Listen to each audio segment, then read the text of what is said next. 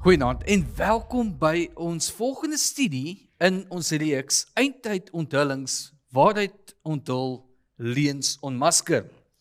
In ons vorige lesing het Ewen vir ons in diepte 1 Korintiërs hoofstuk 14 verduidelik. Daar het hy ook vir ons die geskiedenis gegee van hoe die moderne kerk vandag die spraak van tale verstaan en dit dan ook beoefen. En so het hy dan ook heel aan die einde vir ons gewys dat dit al die pad teruggaan na die klein horingkie toe. Waaroor gaan dit alles?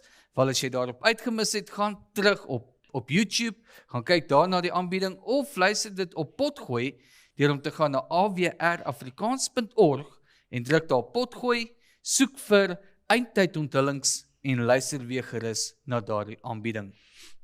Ek weet nie van julle nie, maar ek wil een ding baie graag eendag doen. Ek sal graag wil voel, hoe voel dit in 'n ruimtetuig, om daar te kan sweef en niks sê wat jou vashou nie, op pad maan toe. Nou, ek het verstaan dat die eerste persoon wat op die maan was, 'n man was. Maar toe word daar vir my vertel, nee, dit was nie 'n man nie, dit was 'n vrou. Nou, Ewen het so lag met sy vorige lesing gesê, ek sal baie kan vertel oor 'n vrou, en ek lag ook daaroor, want hy 1 Korintiërs 14 is 'n moeilike een, maar soos wat ek dink oor vrouens, maar hulle het baie dinge eerste gedoen, maar nooit gedink aan eerste op die maan nie. So waaroor gaan hierdie eerste op die maan? En wat behels dit alles? Wel, dit is waaroor hierdie studie gaan. Ons gaan kyk na die eerste vrou wat haar voete op die maan gesit het. Maar kom ons nooi vir Ewen dan nou, en ons begin met ons vraag en antwoord sessie, en daarna kan ons meer vertel oor hierdie vrou op die maan. Ewen, goeienaand. Goeienaand. Ewen, 'n baie interessante een wat jy met ons nou gaan doen, maar voordat ons by daai een kom, daar is 2 vrae oor die vorige lesing. Die eerste een. Ewen, met jou vorige lesing wat jy gedoen het jy nou vir ons gewys dat deur om in tale te praat is nie dat almal dit kan doen nie. Maar soos wat jy ook gekyk het, die oorspronklike manier van tale praat was normale taal wat dan gebruik kon word om mense te bereik waar hulle is. Hoe kan die kerk vandag nog steeds daardie gawe benuttig? Goed, ons het gekyk binne daai lesing ook na wat die kerkvaders daaroor gesê het, en ons het gesien dat die oorspronklike gawe van tale, die vermoë was nie net om 'n ander mense taal te kan praat nie, maar om alle mense tale te kan praat. Nou daai weergawe, die oorspronklike weergawe van tale, kom nie meer vandag voor nie. Daar's nie eens een persoon wat beweer dat hulle die vermoë het om alle mense tale te kan praat nie, maar dit in sigself beteken nie dat die gawe van tale glad nie vandag meer voorkom nie. Hy kom net nie met die verskeidenheid van tale voor, soos wat hy aanvanklik voorgekom het nie. Maar ons kry wel, alhoewel nie gereeld nie, dat mense die vermoë kry om in 'n ander taal te praat, sê nou maar Russies of Grieks of wat dit ook al is, in 'n spesifieke konteks, sodat hulle vir 'n persoon 'n boodskap van die Heilige Gees af kan bring. Nou, dis 'n noemenswaardige verskil van die aanvanklike Bybel weergawe, maar ek sal nooit so ver gaan soos om te sê, die gawe van tale kan glad nie vandag manifesteer nie, want ons sien dit wel. Alhoewel baie raar, kom dit wel voor in verskillende wêrelddele. Ek het nou 'n paar keer ook stories gehoor van iemand wat binne 'n kerk sou instap en glad nie die taal daar kon verstaan nie, en op een of ander manier toe hulle uitstap, toe sê hulle vir die predikant by die deur, Korrek. maar ek het jou boodskap heeltemal verstaan. Dis hy. Nou daai is nie die gawe van tale nie, dis eintlik 'n gawe van gehoor, met ander woorde, dis 'n werking van kragte, dis 'n wonderwerk, en dit kwalifiseer dan as wat hulle noem akulalia, met ander woorde die vermoë om 'n taal te verstaan, wat jy van nature nie kan praat nie. Daar's baie sulke gevalle hier in Suid-Afrika, byvoorbeeld het dit al gebeur by geleentheid laat Prof Walter Faith gepreek het, en 'n dame wat nie Engels enigsins of Afrikaans enigsins kon verstaan nie, het dit in haar taal, as ek reg onthou, was dit Spaans, sy het dit volkome verstaan, die hele boodskap, en haar familie was stom verbaas, want die preek is dan gedoen in 'n taal wat sy nie verstaan nie, maar sy het elke liewe woord van die boodskap verstaan. Tweede vraag. Ons verstaan nou dat nie almal kan in tale praat nie. Dis baie mooi uiteengesit. Maar in die Pinksterkerk of in die gemeenskap daarvan word dit gesê dat die bewys daarvan dat jy gevul is met die Heilige Gees is dat jy in tale kan praat. Maar as dit dan nou nie dit is nie, wat is die bewys volgens die Bybel wat vir ons kan wys dat iemand wel gevul is met die Heilige Gees? Goed, Charles Parham het vorendag gekom met daardie idee dat die aanvanklike bewys van doping in die Heilige Gees spreek in tale is. Maar ons het ook gesien hoe later van tyd het William Seymour gesê, nee, dit kan nie dit wees nie. En William Seymour het eintlik die regte identifikasie gedoen. Hy het gesê, daar is net een eintlik werklike teken, 'n bewys dat jy die Heilige Gees aktief in jou lewe het. En dit is die vrug van die Gees. En dit maak tog sin, want onthou die gawe van die Gees word nie aan almal gegee nie, 'n gawe word uitgedeel soos wat die Heilige Gees wil. Dis volgens 1 Korintiërs hoofstuk 12 vers 11, maar die vrug van die Gees behoort elke liewe persoon te hê.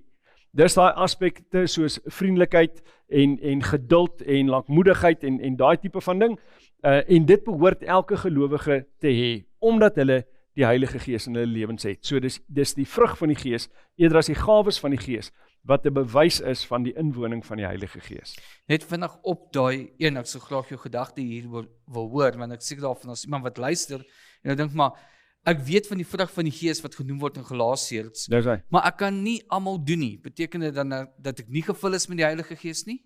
Nee, verseker nie. Onthou, ons is ook in 'n proses van groei, in 'n proses van heiligmaking. En verskillende mense sukkel met verskillende aspekte. Sê nou maar, iemand is geweldig ongeduldig. Dan gaan hulle nie onmiddellik die oomblik wat hulle die Heilige Gees ontvang, nou weer super geduldig wees nie. Dit is ook maar 'n proses waar jy eintlik in 'n stryd verkeer met dit wat jou swakhede is, daai karaktereienskappe wat aan gewerk moet word.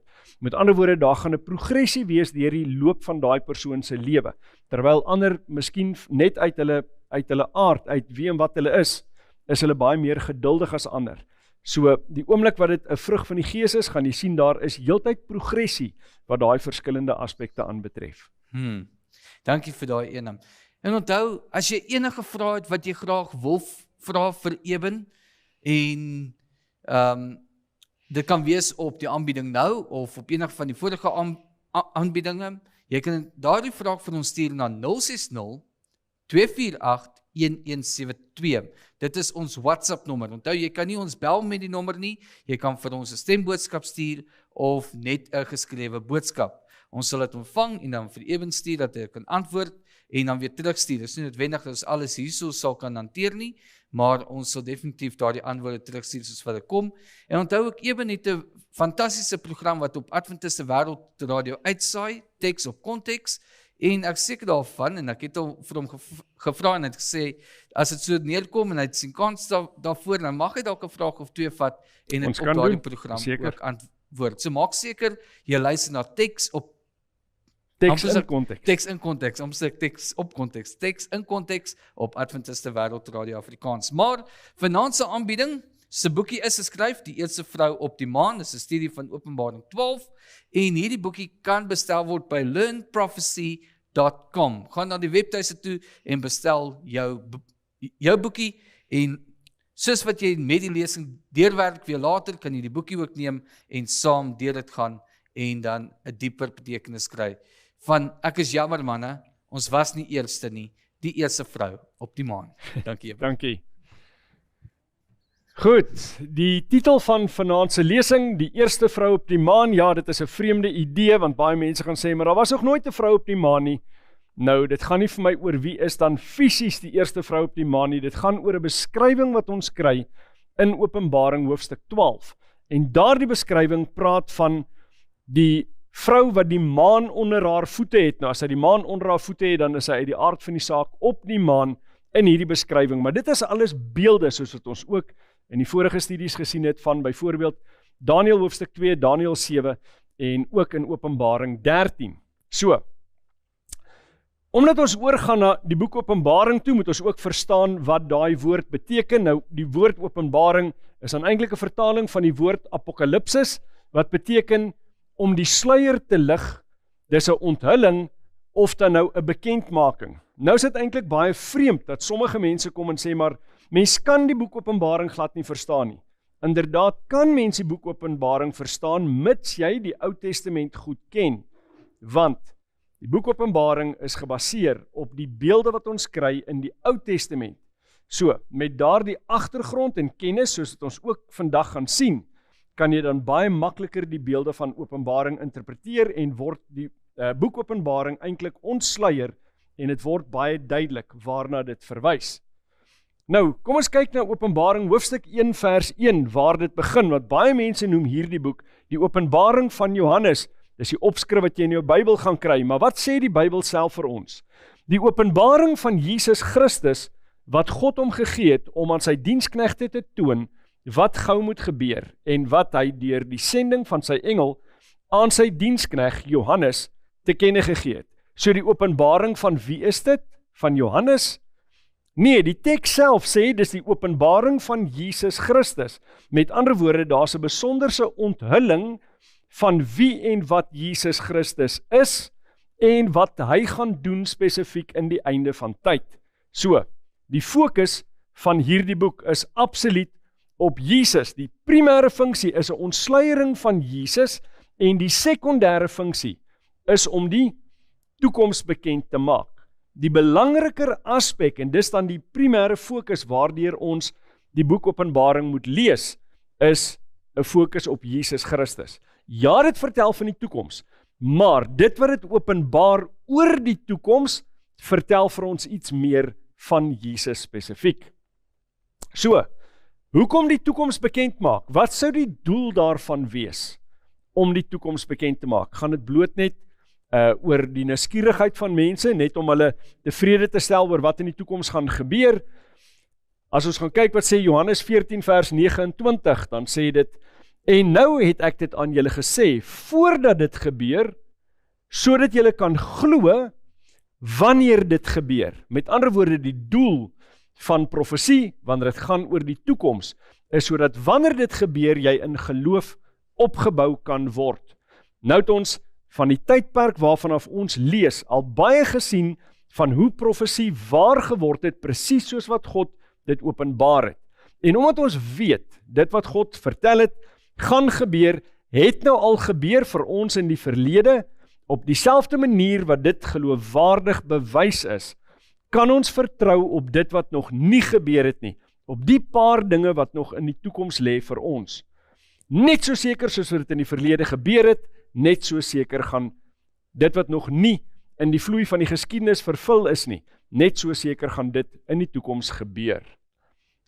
So, dit gaan daaroor om ons geloof te bou.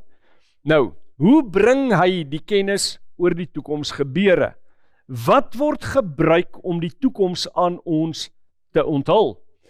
Kyk 'n bietjie wat sê Openbaring 1 vers 1 in daai laaste gedeelte. Hy sê, en wat hy deur die sending van sy engel aan sy dienskneg Johannes te kenne gegee het. Nou daai term, te kenne gegee het, is nie vir ons so duidelik soos wat dit eintlik in die Engels is nie. Dit wys nie so duidelik uit waaroor dit gaan nie. In Engels is dit and he sent and signified. Nou wat is die basisvorm van die woord signified? Dit is sign, met ander woorde, dit is onthul deur simbole. So ons kan verwag om in die boek Openbaring 'n klomp verskillende simbole te kry. Ons kan dit nie letterlik opneem nie. Daar het nie letterlik 'n dier uit die see uit opgestaan of 'n dier uit die aarde uit opgestaan nie. Daai dier is 'n simbool, is 'n beeld van iets anders en ons moet die simbole kan interpreteer. So wat gebruik hy om vir ons die kennis te bring? Hy gebruik simbole.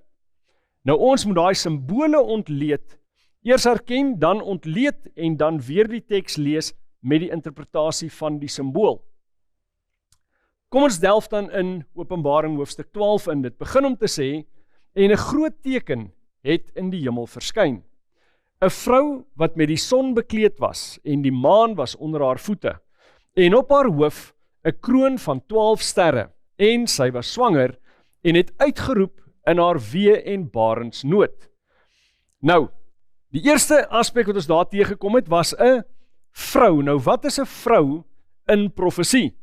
As ons gaan kyk na 2 Korintiërs 11 vers 2, dan sê dit, want ek is jaloers oor julle met 'n goddelike jaloersheid, want ek het julle aan een man verbind, om julle as 'n reine maagd aan Christus voor te stel.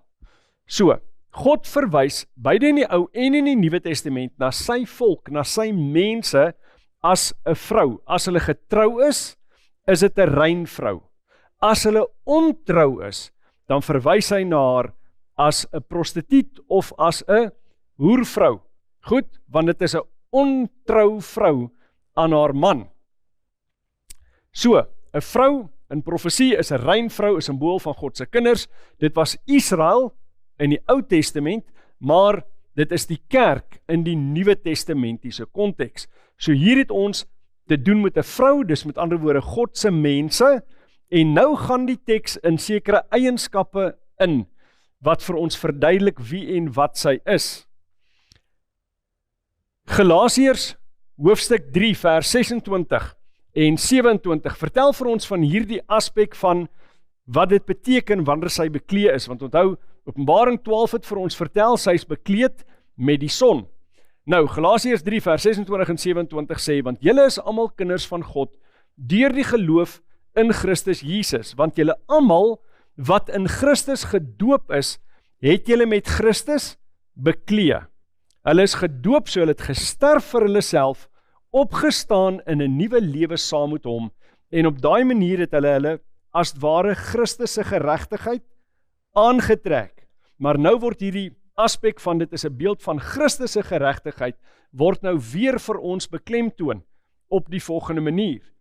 Johannes 8 vers 12 sê, en Jesus het weer met hulle gespreek en gesê, ek is die lig van die wêreld. Wie my volg sal sekerlik nie in die duisternis wandel nie, maar sal die lig van die lewe hê. Met ander woorde, daai lig uitgebeeld deur die son, dit is 'n verwysing na Jesus Christus. So die son is 'n beeld van die seun, die verlosser, die Messias, Jesus Christus. Ook sê dit in Johannes 9 vers 5. Solank as ek in die wêreld is ek die lig van die wêreld. Onthou, in Genesis, daai groot lig en dan die kleiner lig, die groot lig, die son, dis die primêre lig, die geestelike primêre lig vir ons is Christus. Hy is dan die son, en hierdie vrou is bekleed met die son. So, om gekleed te wees met die son, beteken om gekleed te wees met Jesus se geregtigheid. So, hierdie is uit die aard van die saak 'n rein vrou. Sy dra die kleed van geregtigheid van Jesus. Dan, Genesis 1 vers 16 vertel vir ons van die skepping van die twee ligte. God het toe die twee groot ligte gemaak. Die groot lig om te heers oor die dag, met ander woorde die son, en 'n klein lig om te heers oor die nag, ook die sterre. Nou daai kleiner lig, dis 'n verwysing na die maan. Nou die maan het geen lig van sy eie nie, maar hy reflekteer die lig van die son. So dis nie 'n direkte lig nie, dis 'n indirekte lig of 'n weerkaatsing, 'n weerspieëling van die son.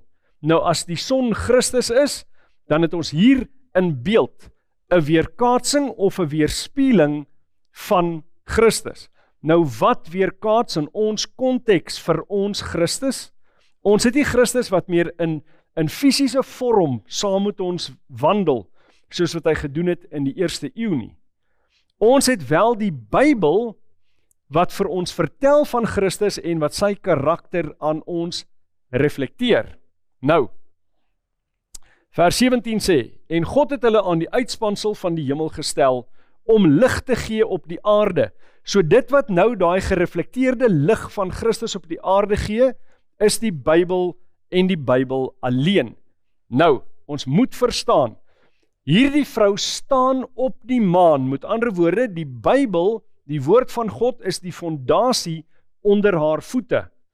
Maar, spreek dit van die Nuwe Testamentiese vrou? Ons gaan 'n bietjie nader moet ondersoek doen om te bepaal, is dit die Ou Testamentiese kerk, met ander woorde Israel, of is dit die Nuwe Testamentiese kerk? En dit gaan te doen hê met 'n beeld wat ons nou later na gaan kyk, die aspek van sy is swanger en gaan geboorte gee aan 'n kind.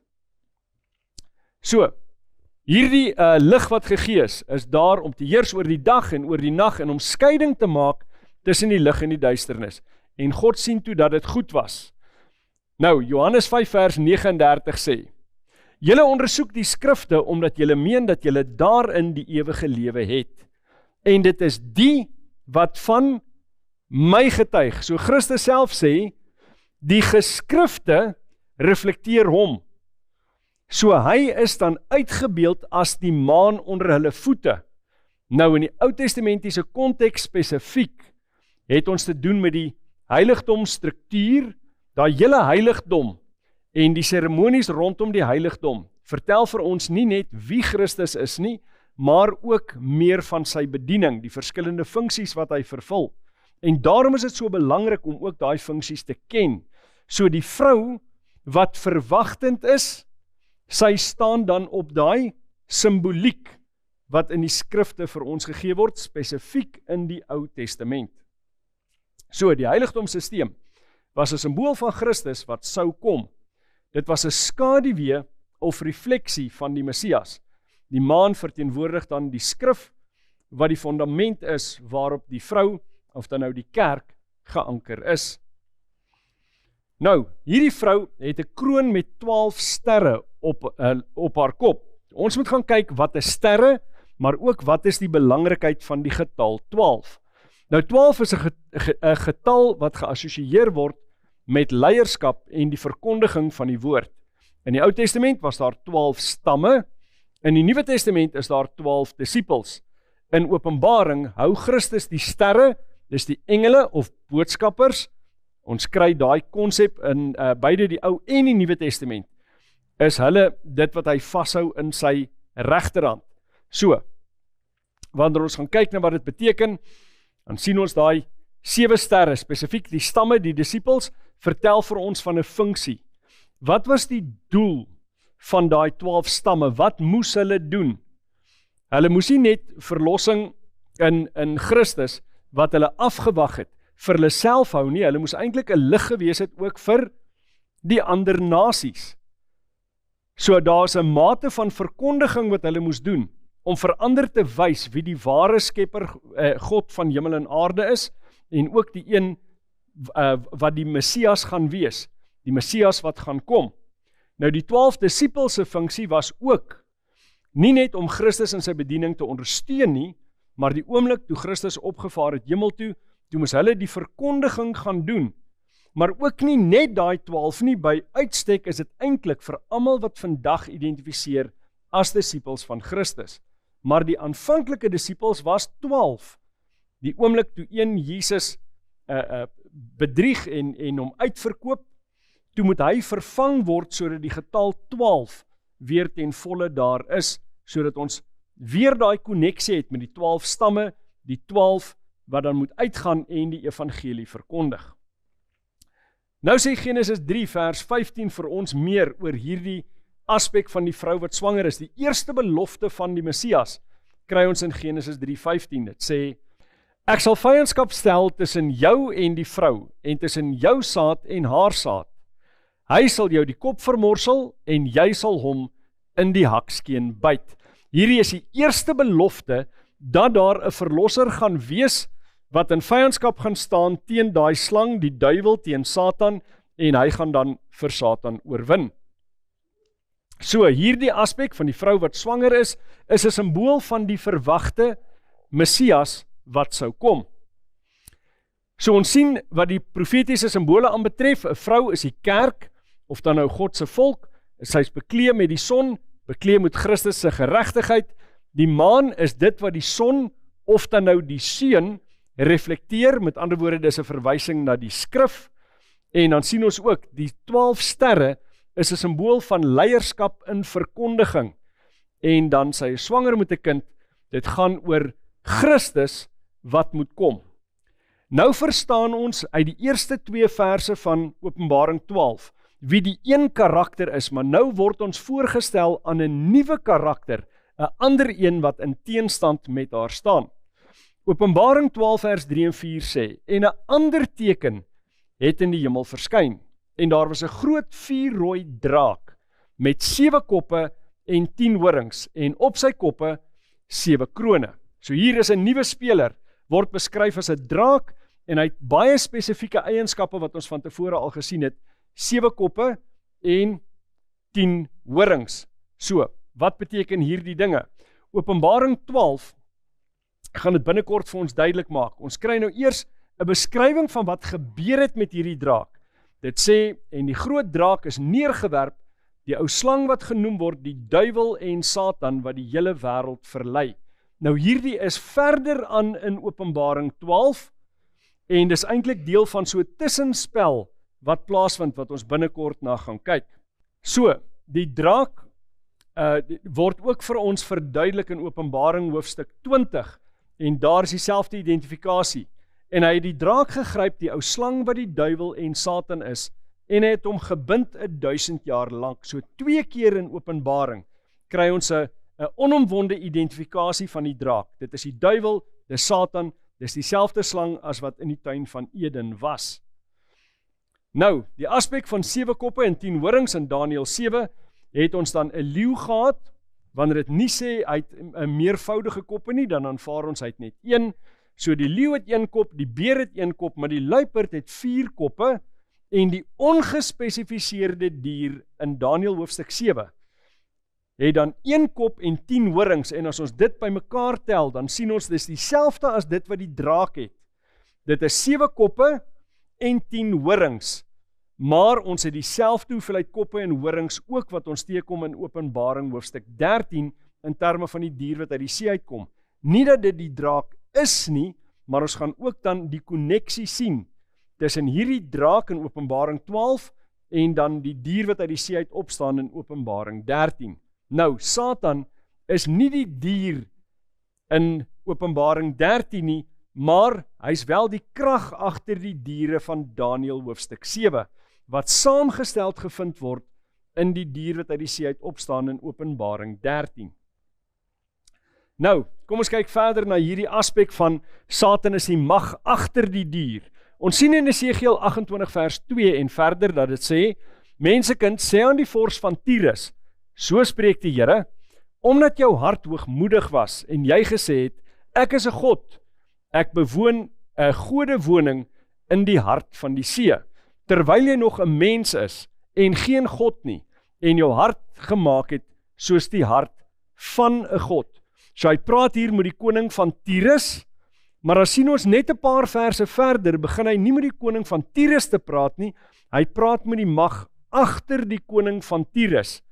Ons sien dan in Esegiel 28 vers 13 tot 16, dit sê, jy was in Eden. Nou, was die koning van Tyrus in Eden? Nee, want hy het eers baie lank daarna geleef. So hy begin te praat met die koning van Tyrus, en dan begin hy te praat met die mag agter die koning van Tyrus. Hy sê, jy was in Eden, die tuin van God. Allerhande edelgesteentes was jou bedekking. Karnieul, topaas en jaspis, krisoliet, onyx, sardonyx, safier, karbonkel en smarag. En van goud was die werk van jou kassies en groewe aan jou. Op die dag toe jy geskape is hulle berei. Jy was 'n gerub met uitgespreide vlerke wat beskit. En ek het jou gestel op 'n heilige berg. 'n God was jy. Jy het gewandel tussen die vurige gesteentes. Jy was volkome in jou weë van die dag af dat jy geskape is, totdat daar ongeregtigheid in jou gevind is. Weens die grootheid van jou koophandel het hulle jou binneste met geweld vervul, en jy het gesondig. Daarom het ek jou as onheilige van die Godeberg afgedrywe. So dit praat hier van die karakter van Satan en waarom hy uitgegooi is, maar Satan was dan die mag agter die koning van Tyrus. So ons sien keer op keer in die Bybel, dat Satan nie altyd self direk optree nie, maar dat hy werk deur konings of leiers op die aarde wat doen wat hy gedoen wil hê. Ons sien dit ook byvoorbeeld wat die Rooms-Katolieke Kerk aanbetref. Nou hoe is dit relevant tot dit wat ons nou bestudeer? Ons gaan binnekort sien waarna dit verwys. Die versgedeelte sluit dan net af en sê, en ek het jou tussen die vurige gesteentes uit vernietig, O Gerub wat beskit beteken Satan se funksie aanvanklik voordat hy die hemel uitgewerp is, was in die direkte teenwoordigheid van God. So daai 2 gerubs wat beskit is bo op die ark waar die 10 gebooie in was en ook die staf en dan die manna.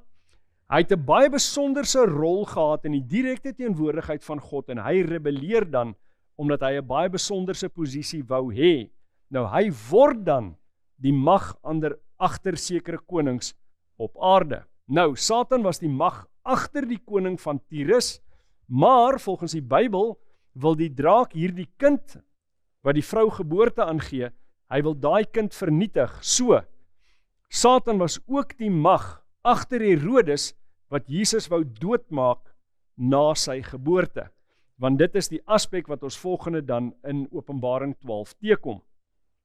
So, in terme van profetiese simbole, die 7 koppe en 10 horings, Satan is die mag agter die saamgestelde koninkryke van Daniël 7 en dan ook hier in Openbaring 12. Hy word dan baie sterk geassosieer met daai eienskappe van die oorspronklike nasies en koninkryke. Satan is dan die mag agter diegene wat die Messias wou doodmaak. Hy het dan ook volgens die Bybel 1/3 van die sterre op die aarde laat neerwerp. Nou waarna verwys dit? As ons gaan kyk na Jesaja hoofstuk 9 vers 14, dan sê dit, die oudste en aansienlike, die is die kop, en die profeet wat leuns profeteer, die is die stert. So, waarmee die draak daai sterre laat neerwerp met sy stert? Hier sien ons die definisie van wat 'n stert beteken. Dit is die profeet wat leuns kwytraak. So Satan het letterlik vir 1/3 van die engele in die hemel leuns vertel wat hulle oortuig het. Hy het waarskynlik vir almal van hulle die leuns vertel, maar 1/3 is oortuig deur sy leuns en daarom is hulle ook uit die hemel gewerp. So dis 'n verwysing na die engele wat deur Satan mislei is en daai engele is dan uit die hemel uitgewerp. Nou sê Openbaring 12 vers 5. En sy het 'n manlike kind gebaar wat al die nasies met 'n ysterscepter sou regeer. En haar kind is weggeruk na God en sy troon. Nou hier is 'n baie kort verwysing. Sy gee dan geboorte. Onthou nou die sy daar is die volk van God. Dis die Israeliete. So uit die Israeliete is die Messias dan nou gebore deur die maagd Maria. En hy word dan nou, daar word nie hier gepraat oor sy bediening enigsins nie. Dit gaan na die einde van sy tydperk op aarde. Hy word dan opgeneem in die hemel en gaan sit aan die regterhand van God. Maar 'n interessante aspek, hy regeer met 'n ysterscepter. Waarom 'n ysterscepter? Sommige mense dink dit is 'n simbool van hardheid of rigiedheid. Nou dit gaan nie oor rigied liefdeloosheid nie. Dit gaan oor die onbuigbaarheid van sy wet en sy beginsels. Hy is nie iemand wat omgekoop kan word om sy beginsels te wysig nie. Sy beginsels van regering bly soos wat dit is. Hy regeer dan met 'n ysterscepter. Die beginsels van sy regering is onveranderbaar. So, die manlike kind aan wie die vrou geboorte skenk is dan Jesus, en Jesus is in die hemel opgeneem en het gaan sit aan die regterhand van sy Vader. Dan sê Openbaring 12 vers 6 vir ons verder. En die vrou het na die woestyn gevlug, waar sy 'n plek het wat deur God gereed gemaak is, dat hulle haar daar sou onderhou 1260 dae lank. Nou let mooi op, die vrou staan nie meer op die maan nie. Sy vlug spesifiek na die woestyn. Waarom sê ek sy staan nie meer op die maan nie? Onthou, die maan is eintlik daai refleksie van Christus se bediening wat uitgebeeld word deur die seremoniële stelsel van die Ou Testament. Nou, Christus is die vervulling, so toe hy gebore word en hy vervul dan deur sy bediening op aarde, daai seremoniële sisteem, toe beweeg sy as ware van die maan af, maar daar's ook 'n verandering van wie sy was toe sy op die maan was. Toe was dit spesifiek Israel. Die oomblik toe Christus sterf, uit die dode uit opstaan, toe begin hierdie Christelike aspek, die Messias aspek wat vervul is. Die Christendom groei dan vanuit die Jodendom. Dis hoekom hulle aanvanklik saam aanbid het. Hulle het hulle self nie beskou as 'n nuwe godsdiens nie. Hulle het hulle self beskou as die vervulde aspek van die godsdiens wat die Jode aangehang het. Goed, so hulle groei daaruit. Sy beweeg van die maan af en die Bybel sê, sy vlug dan na die woestyn en word daar onderhou. Vir 'n baie spesifieke tyd, 1260 dae. Nou profeties is dit van groot belang. 'n Woestyn. Die ware volk van God, of dan nou die kerk, soek toevlug in die valleie onder andere van Piedmont, in die noordwestelike Alpe van Italië, en ander afgesonderde plekke waar hulle veilig kon wees van vervolging. Dit was groepe soos byvoorbeeld die Waldensies, die Albigensies en 'n klomp ander. Hulle moes vlug omdat daar geweldige vervolging was. Nou die vervolging het gekom primêr van die Rooms-Katolieke stelsel af, wat beteken dat daai selfde mag wat agter Herodes gesit het, is ook die mag wat agter die Romeinse stelsel sit. En ons het dit in 'n vorige lesing in elk geval gesien, toe ons gesien het dat die Bybel dit duidelik maak, dat die draak, die duiwel, is die mag agter die dier wat uit die see uit opstaan, wat ons ook kon identifiseer as daai klein horingkie mag, of dan nou die Romeinse stelsel. Nou, wat 1260 dae betref, volgens die dagjaarbeginsel, is dit 'n verwysing na 1260 jaar. Ons het reeds gekyk na daai aspekte, en dit verwys dan na die 1260 jaar waar tydens die pausdom oppergesag in die bekende wêreld gehad het. Het verwys na daai tydperk van 538 na Christus tot 1798 na Christus. En die 1260 dae, die 42 maande en die 3,5 jaar of tydtye en 'n halwe tyd, verwys dan na presies dieselfde tydperk. Nou, ons gaan vind dat daar 2 verse is in Openbaring 12, wat eintlik dieselfde inligting gee op 2 verskillende plekke, en tussen daai 2 verse is daar 'n tussenspel, wat nie op aarde afspeel nie, maar dit is wat gebeur in die hemel. So, deur vir ons dieselfde inligting in 2 verskillende verse te gee, vertel hy vir ons hierdie 2 skakel aan mekaar, dis een vloeiende verhaal, maar die tussenspel is iets wat in die hemel gebeur. So dit word nie binne daai tydlyn noodwendig geplaas nie. Ons gaan kyk na wat dit vir ons vertel. Weereens die profetiese simbole, 'n woestyn is afgeleë plekke, 1260 dae is dan die tyd van pauslike oppergesag. Nou sê dit, en hierdie is wat in die hemel gebeur, en daar het oorlog in die hemel gekom. Michael en sy engele het oorlog gevoer teen die draak en sy engele het oorlog gevoer. Nou kyk nou wie word in juxtaposisie teenoor mekaar hier geplaas.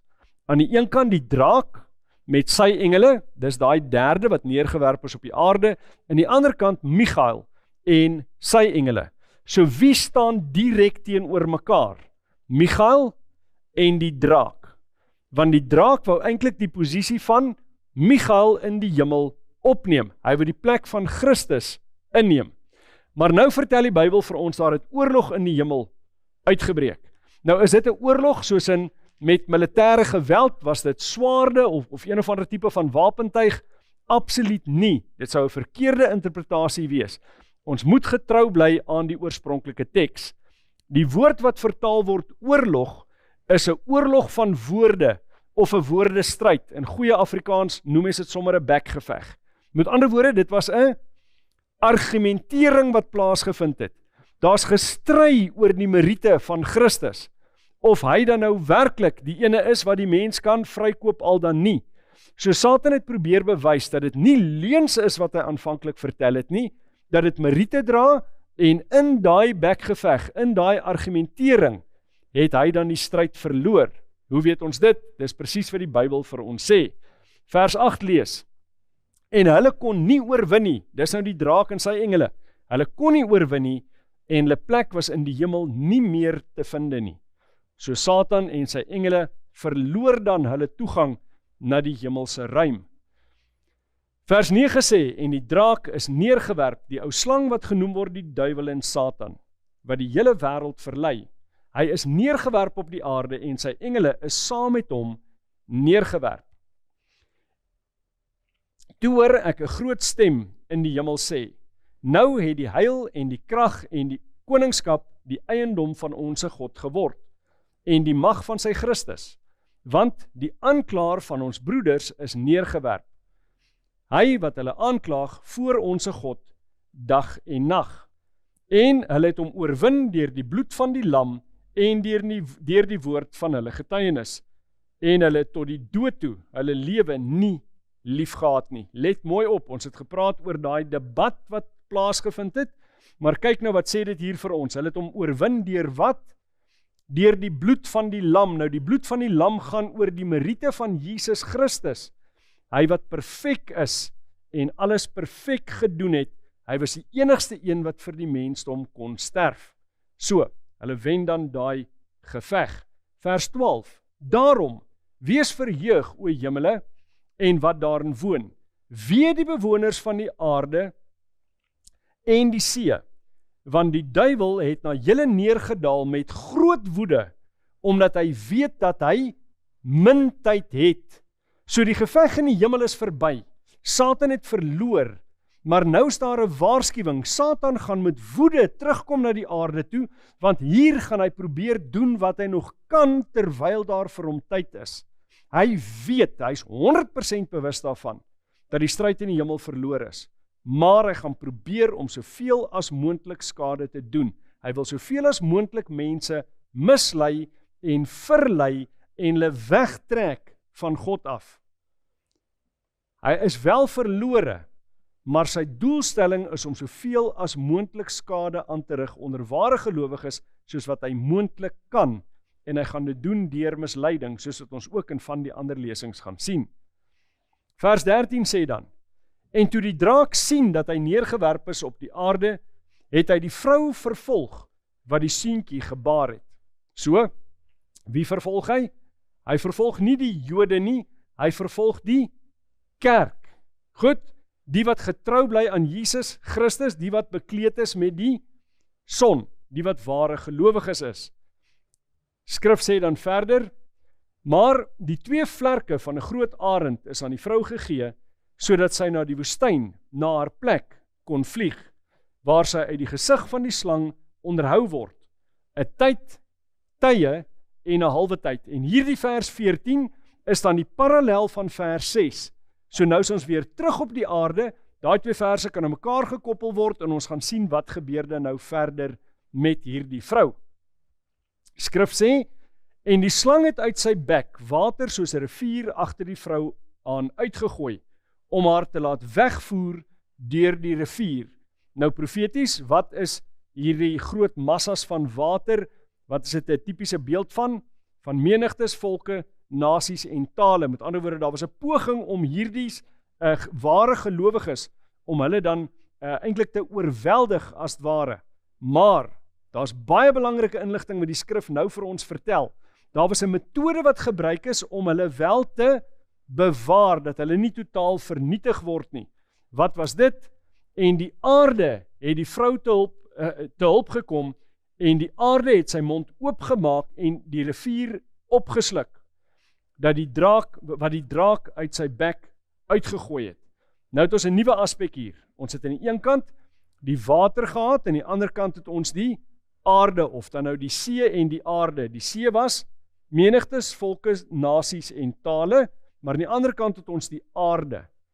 So 'n logiese gevolgtrekking wat ons kan maak, is dat dit 'n plek is wat nie vol mense, volke, nasies en tale is nie, omdat dit is wat waters dan uitbeeld. So, dit moet 'n plek wees waar min of geen mense, menigtes, nasies en tale voorkom nie.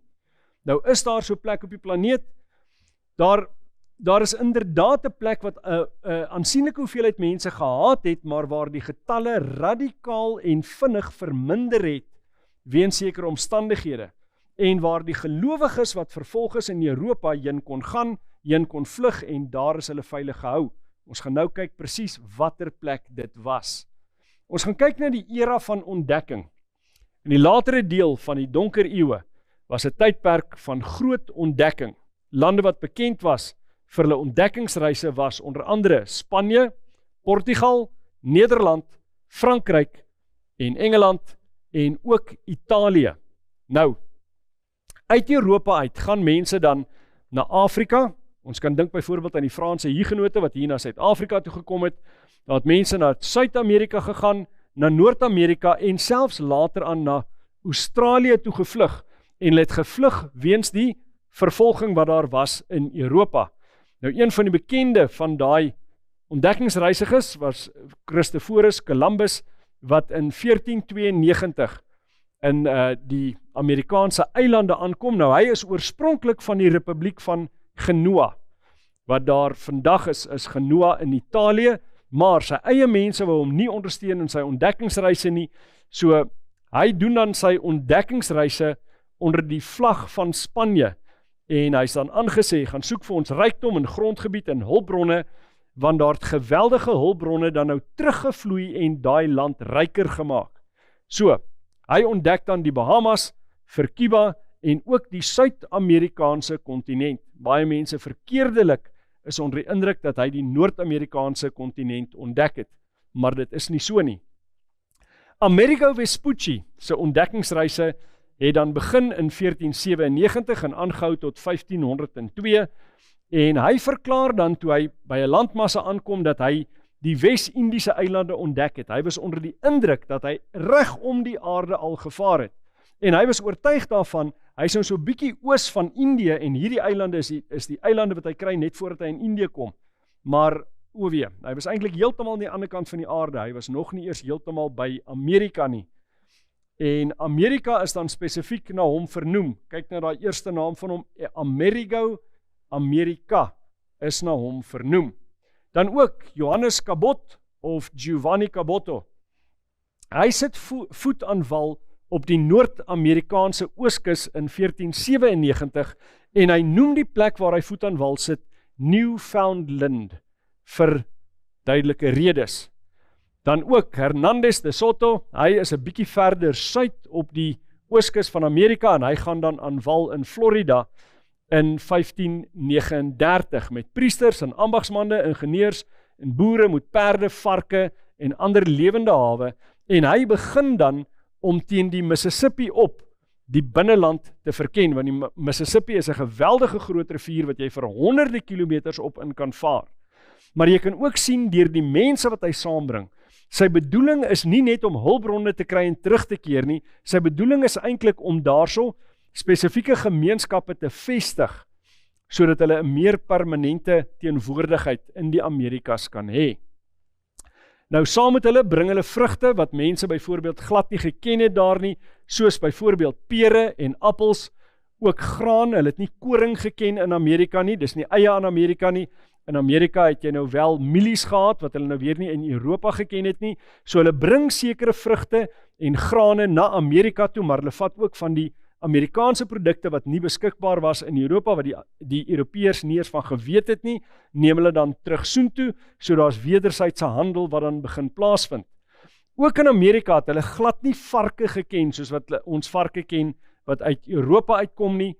Hulle het ook nie gewone beeste geken nie, die naaste wat hulle gehad het aan 'n gewone bees, of aan 'n koei, was 'n bison. En dan, daar was geweldig baie hout, veral in die hele oostelike gedeelte, van die Amerikaanse, Noord-Amerikaanse kontinent, is geweldig ryk bebos tot vandag toe. Met ander woorde, daar's meer as genoeg hout om vir hulle huise en dan ander geboue te bou wat hulle nodig het om hulle self daar te vestig. Ook perde was totaal en al onbekend in Noord-Amerika. Die Amerikaanse Indiane het nie daai diere geken nie, maar toe hulle aan hulle bekend gestel is, het hulle baie vinnig vaardig geraak om hierdie diere te kan maak en te kan ry. Wat dan gebeur is dat saam met hulle koms is daar ook siektes wat baie bekend was in Europa, waarvoor die mense 'n natuurlike weerstand gehad het, maar die boerlinge in Noord-Amerika het geen weerstand gehad teen hierdie siektes nie. Daai is siektes soos masels, griep, pokkies, tuberkulose, pampoentjies en geelkoors. Hulle het geen weerstand nie, met ander woorde, hulle sterf uit op strepe as gevolg daarvan. En die van hulle wat nie uitsterf nie, klim op perde en probeer wegkom van die siektes af, en hoe verder hulle wegry op hulle perde, hoe meer kry hulle met ander Indiaanse boerlinge te doen, wat ook nie daai weerstand het nie. Hulle steek daai mense aan en 'n baie groot gedeelte van die boerlinge in Noord-Amerika sterf dan uit. So die land is relatief, nie totaal nie, maar relatief onbewoon toe die blankes daar aankom en deur die land begin beweeg. So, met tyd sterf honderde duisende mense uit, soms selfs hele Indiaanse gemeenskappe. Nou, hulle is dan baie vaardig op perde, hulle beweeg vinniger van daar af weg. Die situasie in Europa daarenteen, waar daar nou rykdom en oorvloed is in Amerika, is die situasie in Europa dat daar armoede is, daar's 'n gebrek aan hulpbronne, daar's min of geen grond beskikbaar nie, daar's geweldig baie siektes, dink byvoorbeeld aan die verskillende plawe daar in Europa was tydens die middeleeue, en dan daar's min of geen werk beskikbaar nie, en daar is geen middelklas om van te praat nie. So die mense wat die vermoë het, wil dan op bote klim en gaan na daar waar daar vir hulle beter hoop is, en spesifiek waar daar geen geestelike vervolging is, of dan nou vryheid van godsdienstbeoefening, is dit wat hulle eintlik dan na soek. Daar's ekstreme godsdienstige vervolging in Europa. Nou spanning loop hoog tussen die Katolieke en die Protestante in die middel tot die laat 1500s, en die Sint Bartholomeus slagting vind dan plaas vanaf die 23ste Augustus 1572, en ongeveer 30.000 protestante word vermoor in 'n kwessie van weke. Dit is ekstreme vervolging, en die wat nie meer daai Rooms-Katolieke juk wil hê nie, hulle besluit dan, kom ons vlug, kom ons kom hier weg, ons gaan na ander wêrelddele toe. So, die reformatie is dan in volle swang, en die inkwisisie vervolg dan ketters, konfiskeer hulle eiendom, hulle besittings en titels, en stel menigtes tereg. Groepe pelgrims besluit om 'n beter heenkome in die nuwe wêreld te gaan soek. Nou, van hulle klim dan op 'n boot met die naam die Mayflower op die 6de September 1620, en dit gebeur in Plymouth in Engeland, en daar's 102 passasiers wat op daai boot klim. Hulle vaar dan oor die Atlantiese Oseaan, en hulle kom aan in Amerika op die 11de November 1620, en hulle noem die plek waar hulle aankom Plymouth, maar dit is dan in die staat Massachusetts, of wat ons vandag ken as die staat Massachusetts. Maar, een ding moet ons verstaan, wanneer jy in November op die Noord-Amerikaanse ooskus aankom, en jy so ver noord soos wat Massachusetts vandag is, dan is dit snerpend koud, en onthou, daar's niks daar nie. Daar's nie groot vestings alreeds nie, die mense het nie huise daar ensovoorts nie, so hulle kom daar aan, en dit is 'n baie moeilike tyd, en meer as die halfte van daardie pelgrims sterf dan binne die eerste jaar. Maar tog is daar 'n glimmering van hoop. Aan die einde van die eerste oes in 1621 vier die pelgrims wat oorleef Thanksgiving. Dis 'n danksegging, dis nog steeds 'n baie groot fees in Amerika wat elke jaar gehou word, hierso so in November maand, en hulle is dan baie dankbaar vir God se voorsienigheid, en op hierdie skildery wat 'n kunstenaar geverf het daarvan, sien ons dan heel aan die regterkant, daar word wel aangedui dat daar Indiane ook by daai eerste fees teenwoordig was. Nou aanvanklik was daar nie konflik tussen die pelgrims en die Indiane nie. Daai konflik het 'n bietjie later ontwikkel en op die ou ende oorgegaan na 'n volwaardige oorlog wat gehou is, en baie van die boerlinge sterf dan, maar ook baie van die pelgrims wat sterf. So die konflik was nie aanvanklik daar nie, dit het 'n bietjie later eers begin. Nou die pelgrims floreer in Amerika, en hulle vestig dan sekere kolonies, want hout is volop, land is vrylik beskikbaar, lewende hawe teel besonder goed aan, grond is besonder vrugbaar, en hulle het boonop nog godsdienstvryheid.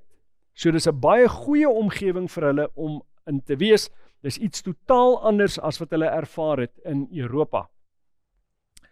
Nou, van 1607 af vestig Britse kolonies op die ooskus en word van die grootste nedersettings in die Amerikas.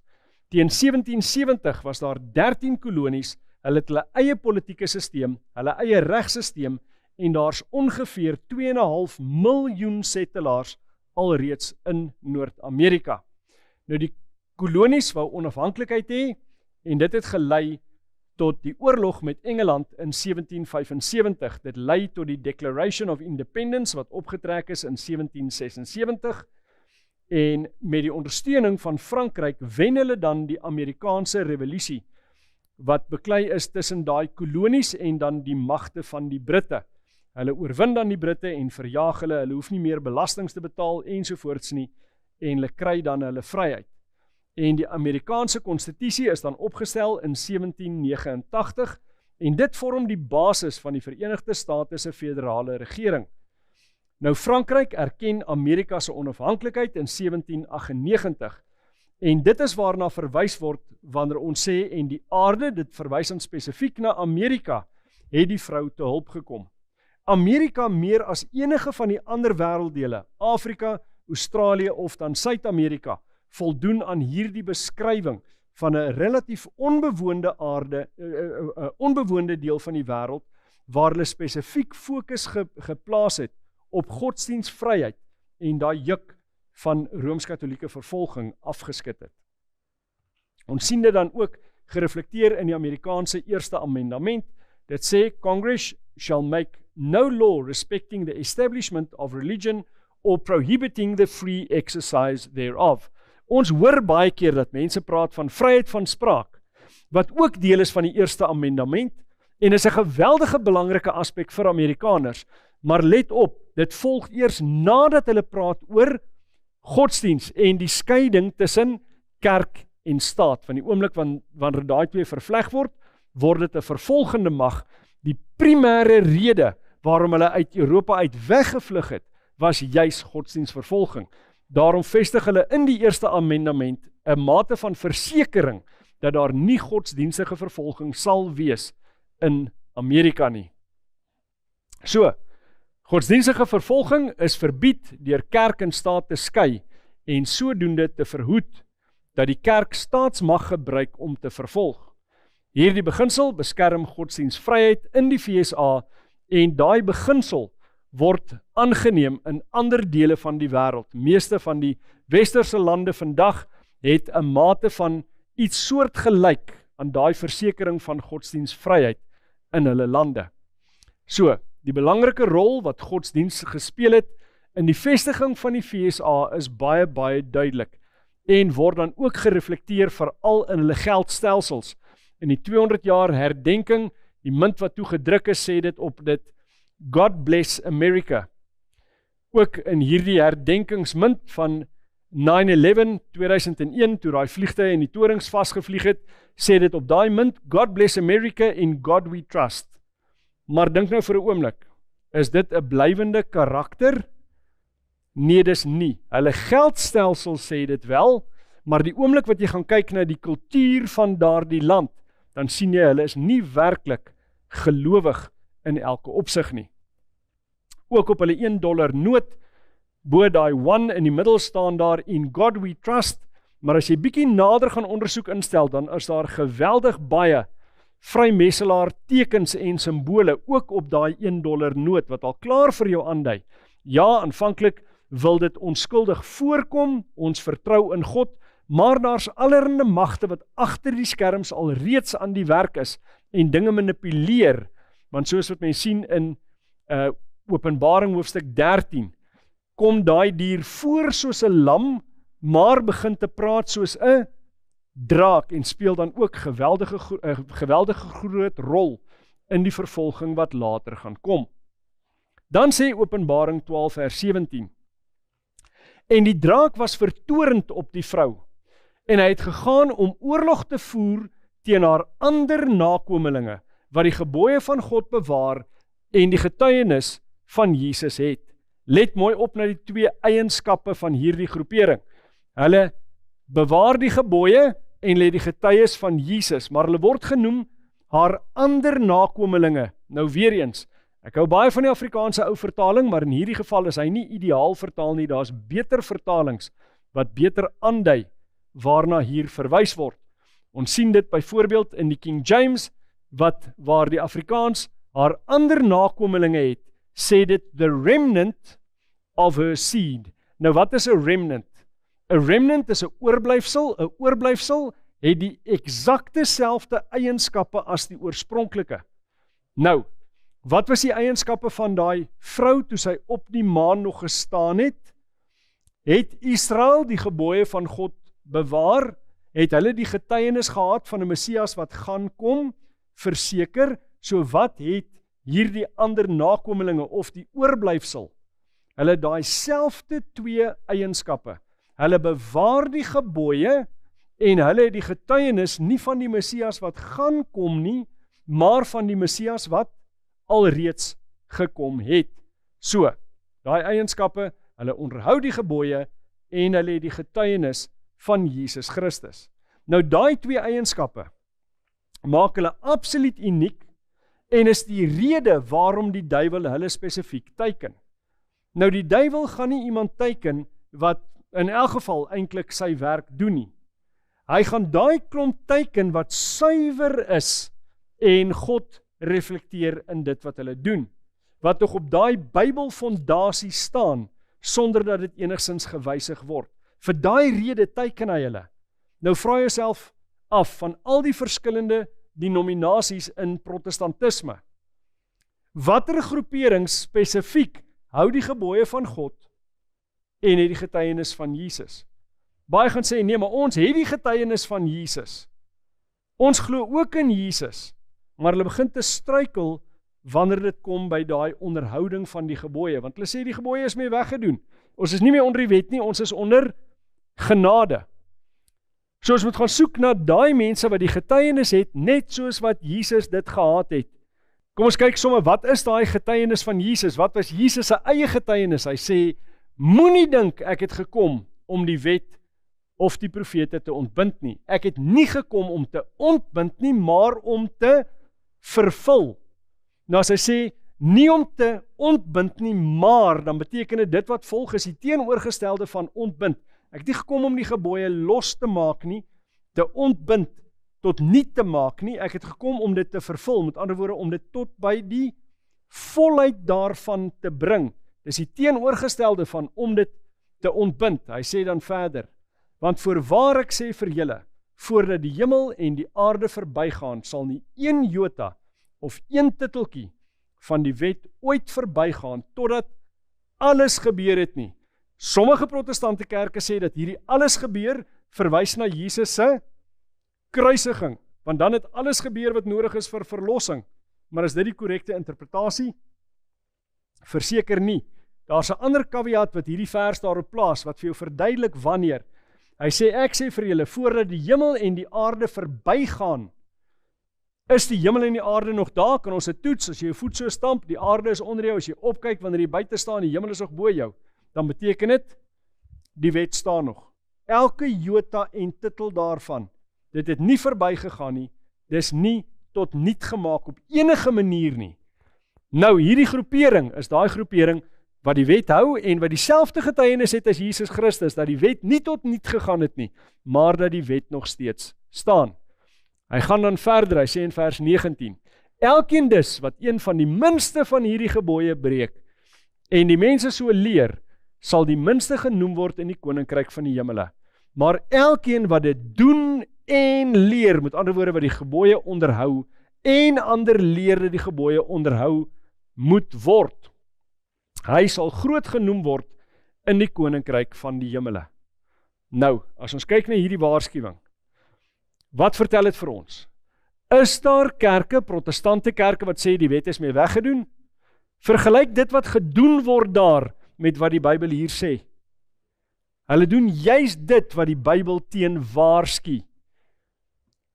Hy sê, daai wat hierdie dinge doen, wat vir die mense sê, hierdie is eintlik mee weggedoen, hulle sal die minste genoem word in die hemele, maar die wat die gebooie hou, wat dit doen, en ander so leer, hulle sal genoem word in daai hemele. So, wat kan ons sê oor die eerste vrou op die maan? Dieselfde vrou, wat aan die begin van Openbaring 12 op die maan was, sy nakomelinge of oorblyfsel, hou die gebooie van God, en het die getuienis van Jesus Christus. Hulle is die oorblyfsel, omdat hulle dieselfde eienskappe het van die oorspronklike rein vrou, wat op die maan gestaan het. So, In ons volgende lesing gaan ons kyk na die verhaal van Lazarus en die ryk man in 'n lesing getiteld Die Lazarus legkaart. Moet dit nie misloop nie. Tot dan, kom ons sluit af met gebed. Heilige Vader, ons is dankbaar vir die geleentheid dat ons nou Openbaring 12 kon bestudeer. En wanneer ons die Bybel gebruik om die Bybel te interpreteer, dan word hierdie beelde vir ons eintlik so eenvoudig duidelik. En ons is dankbaar dat U vir ons vertel nie net wat met U volk, wat met U kinders, wat met die kerk gebeur het in die verlede nie, maar dat U ons ook waarsku oor die gevaar daarvan om weg te beweeg van daai twee unieke aspekte om die gebooie te bewaar en om die getuienis van Jesus te hê. Help ons om altyd getrou